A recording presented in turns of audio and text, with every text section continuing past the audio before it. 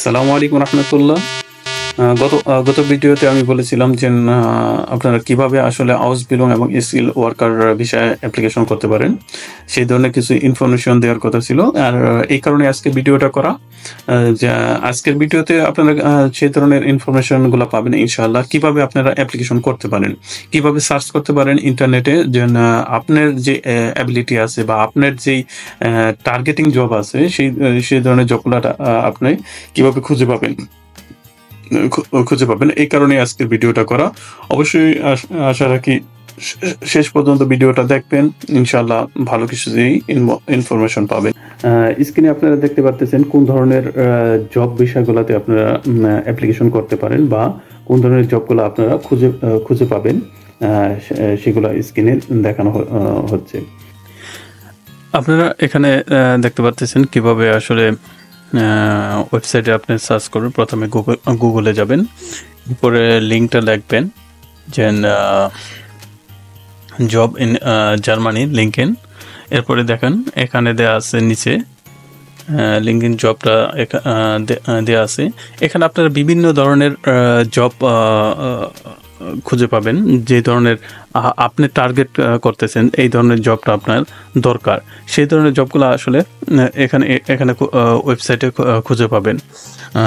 আপনি সবসময় খেয়াল করবেন কোন ধরনের জবগুলো এখানে পোস্ট করা হয়েছে লাস্ট উইকে, লাস্ট মান্থে বা লাস্ট 24 আওয়ার্সে। এখান থেকে আসলে আপনি জব সার্চ করতে পারবেন। অবশ্যই এখান থেকে আপনার ইনফরমেশনগুলোও পাবেন ইনশাআল্লাহ। Visa sponsorship, job application, job contract, employees visa agency, visa payment process, self visa is sponsorship. First, targeting. What is the job title for my target role? Second, do I find some job posted for my skill or for my role? If yes, how can find my job posted in last month, last week, or last 24 hours? আপনার স্ক্রিনে দেখতে পাচ্ছেন skill ওয়ার্কারদের জন্য যে ধরনের জবগুলো করে থাকে, ওরা অফার করে থাকে, এর মধ্যে কিন্তু ওরা এক্সপিরিয়েন্সও চায়, যে আপনার পূর্বের অভিজ্ঞতা কি।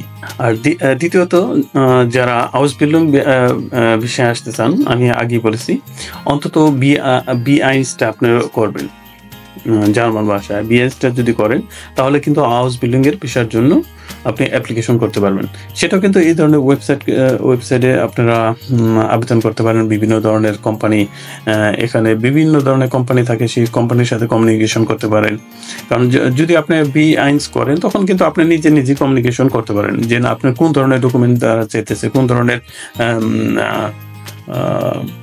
সার্টিফিকেটগুলো আপনার কাছে চাইতেছে, সেটা এইচএসসি বা হতে পারে মাস্টার্স, হতে পারে অনার্স লেভেলের, সব ধরনের কিন্তু হাউস বিল্ডিং আপনারা করতে পারবেন। এই আমি যেই ওয়েবসাইটগুলো দেখাচ্ছি, সেই ওয়েবসাইটগুলোতে কিন্তু আপনারা এই গুগলে সার্চ করে হাউস বিল্ডিং এর জন্য অ্যাপ্লিকেশন করতে পারেন। বিভিন্ন ধরনের কোম্পানি খুঁজতে পারেন, যে ধরনের কোম্পানিগুলো হাউস বিল্ডিং চাইতেছে। তো আপনাদের প্রথমে বলছি, সেটা কিন্তু B1 মাস্ট, B1 লাগবেই। B1 ছাড়া কিন্তু আসতে পারবেন না বলতে আপনার আসলে এম্বাসি ভিসা দিব না। এম্বাসি যদি ভিসা না দেয় তাহলে কি আপনি তো আসতে পারতেছেন না।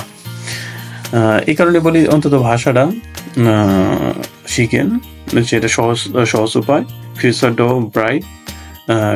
কারণ আপনি যখন একটা ভাষা শিখবেন তখন আপনার মূল্যায়নটা থাকবে অন্য পদের।